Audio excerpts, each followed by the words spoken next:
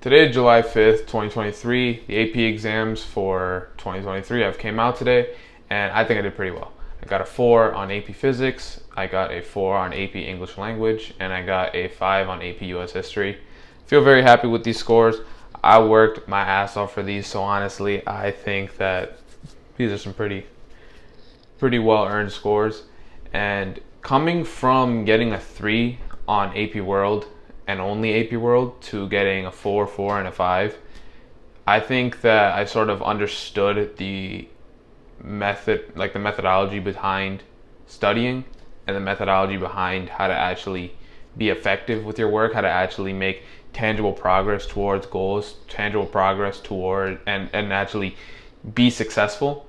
And so I sort of want to go over that today and sort of go over like how I went from getting a 3 and like studying like a week before to studying weeks and weeks before and getting a 4, 4, and a 5. Kind of go over to where I was sophomore year, which is that I was like, I knew a month before, I knew in April, if the exam was in May, I knew in April, like, okay, I should probably start studying, and I would not start studying until like the first week of May. And with that, my studying was all over the place. I would like be jumping around from like Heimler's videos, Heimler's Discord, to like any of the VCs going on and like any like live review sessions that were going on. I wouldn't even watch all of them. I just like sit in there for 10 minutes and then just go for another one, go to another one. And like I was sort of all over the place, and with that I ended up getting the 3 that I got. And it makes sense because I was all over the place. I wasn't actually organized, and I was just so scattered mentally from the stress of this exam that I never actually sat down. I was like, all right, I need to chill out. Let me actually think about this. And so with that, I think I sort of fell off, and I sort of was doing less than I could have done. And I think throughout the whole year in general, I was also just very lackluster. Like I for the like study guides that we would do, I was half-assing them, to be honest. And for the test too, I never really like looked over them, never really reviewed. I never went to the teacher and was like, yo, how can I do better on this essay? How can I do better with this and that? I never asked for like professional advice with my strengths. And so I think that was a big issue with me.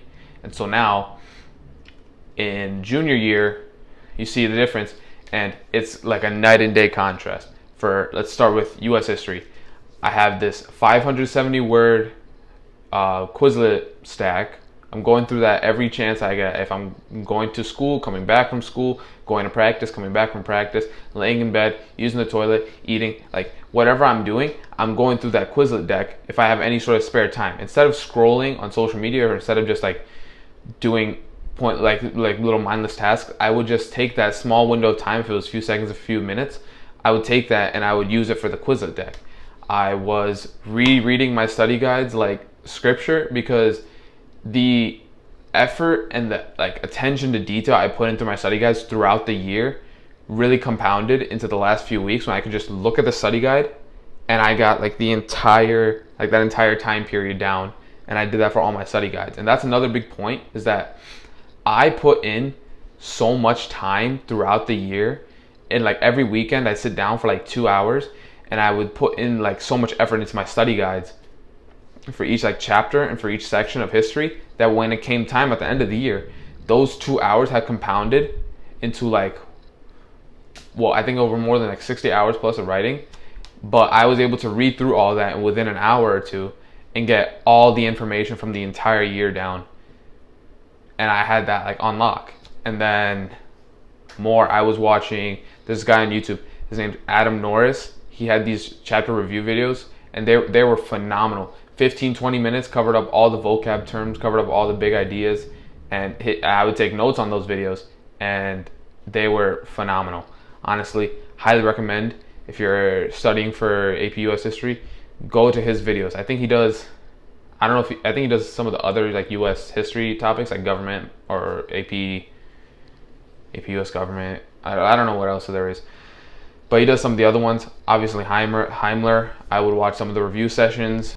For the practice tests and for the essays, I would look over the tests. Like I would ask the teacher to like make them visible to see, and I'd look over them. I'd look over the question I got wrong, and I'd study those specific questions.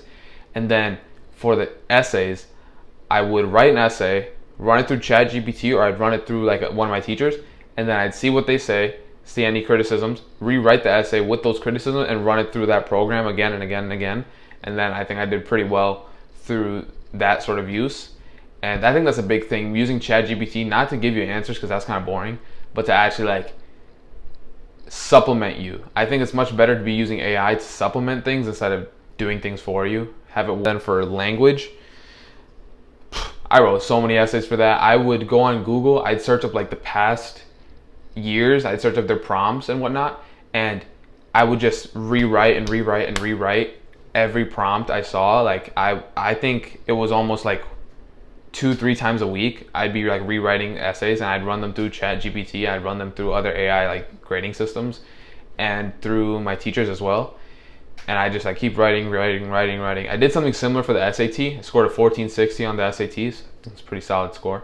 And so what I did with that is that I think it was the SAT was, it was a week after my spring break for my school. And so with that, every day of that spring break, I took at least one practice SAT test, like the whole test, like the whole 3-4 hours. Some days I do twice, and then after that, I would get more used to the types of questions and used to like my problems and my like shortcomings, and then I work on them. And so I think that's a big thing in just studying in general, is just like you don't focus on your strengths, you focus on your weaknesses. It sounds simple, but like, you know, a lot of times I just get distracted and I want to do the easier thing, but no, you need to focus in on the harder thing and really work on that, because if the easy thing's easy, it's not going to become uneasy just because you leave it for a few minutes. Like it's gonna stay easy. You're gonna get it. It's like a muscle. Like it just knows it. It's muscle memory.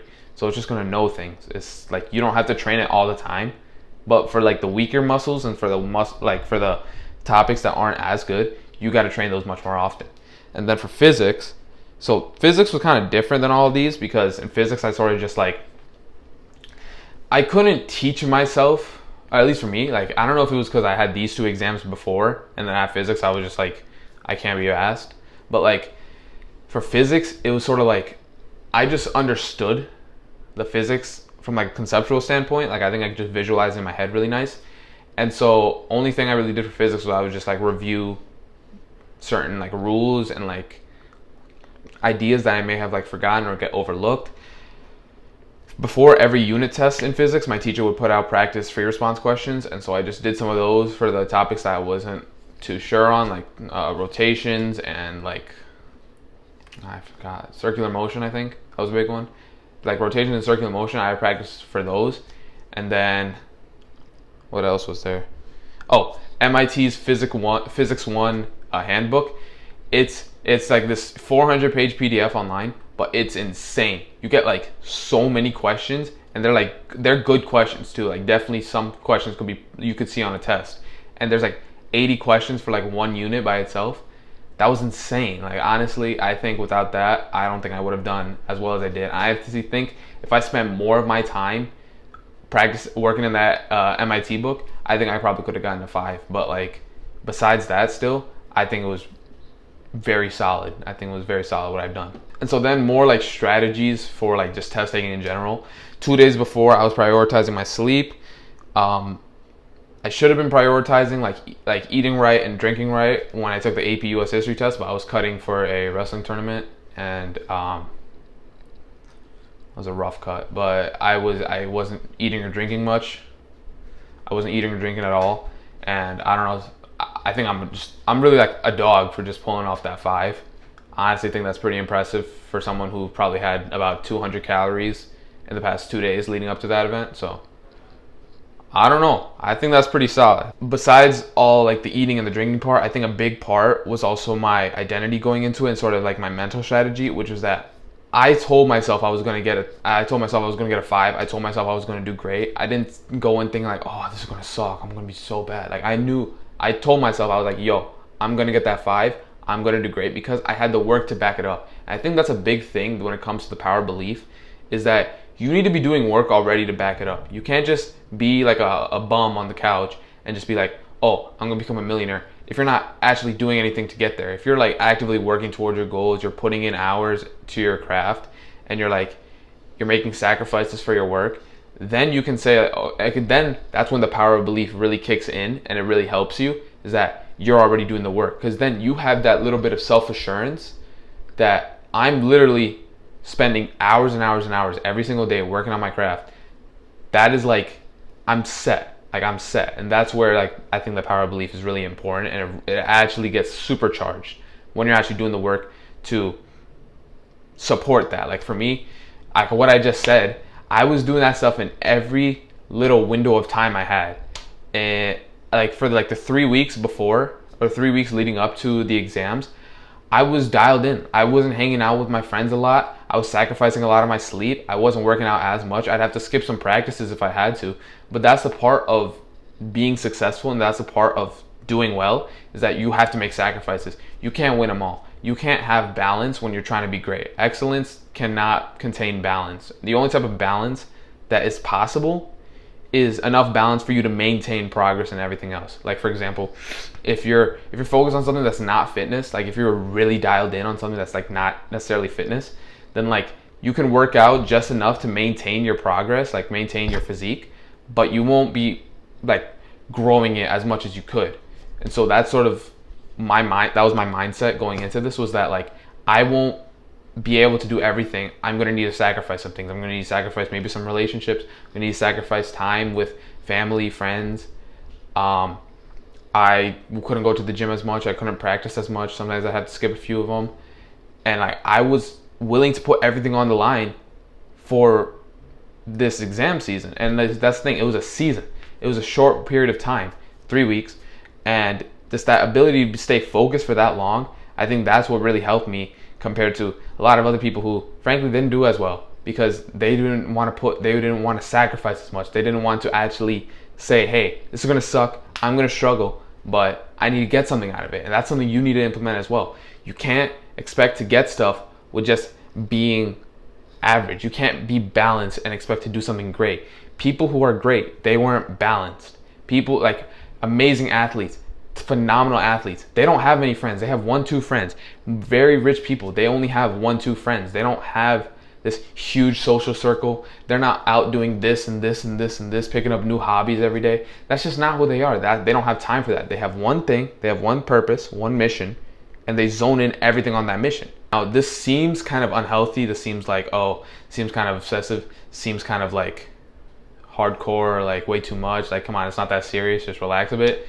No. Honestly, like if you want to get something from this life, you want to actually go out and get something, you have to be extreme. You have to be crazy. You have to risk the thought of people who don't even like you thinking, oh, dude, you're being extreme. You're doing way too much. You're thinking way too much about this. It's not that deep.